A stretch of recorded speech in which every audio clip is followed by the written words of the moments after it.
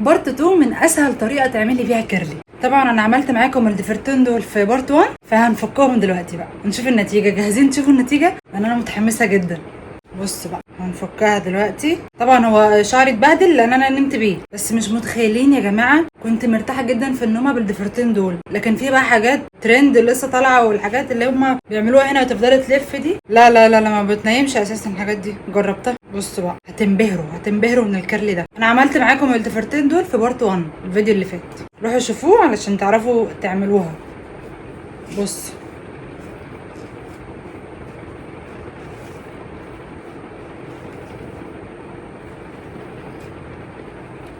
بصوا يا جايز. او ماي جاد. استنوا لسه شايفين يا غرابي؟ شايفين يا جماعه؟ واو واو واو. ده لسه هفكه. فك دي كمان هيطلع لكم احلى كيرلي في الحياه بطريقه سهله. ما حطيتش حاجه خالص على شعري. مش هتصدقوا انا عرفت الطريقه دي ازاي.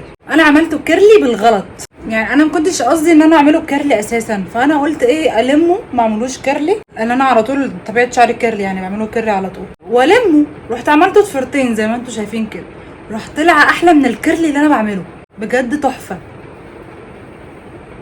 هنزل بقى كده عشان افكه. بصوا بقى، بصوا التحفه بجد جامد خطير. بصوا حلو ازاي. بصوا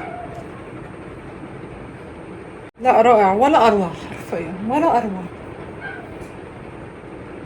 تحفه تحفه تحفتين تحفه. كيرلي سهل بسيط من غير اي مكونات اساسا. تعملي ضفيره من هنا وضفيره من هنا وخلصنا على كده. ليه بقى الحوارات؟ شوفوا بقى، شوفوا الكيرلي بقى، شوفوا بقى الحلاوه دي. جميل قوي قوي قوي.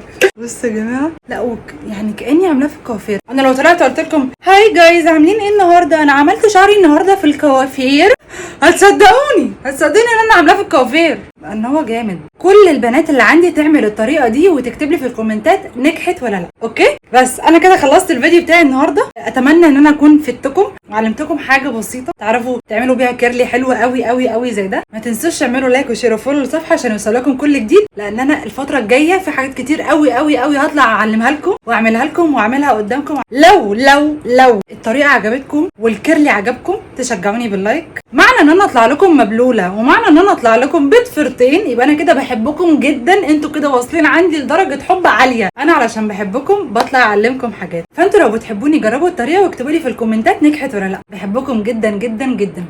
باي باي.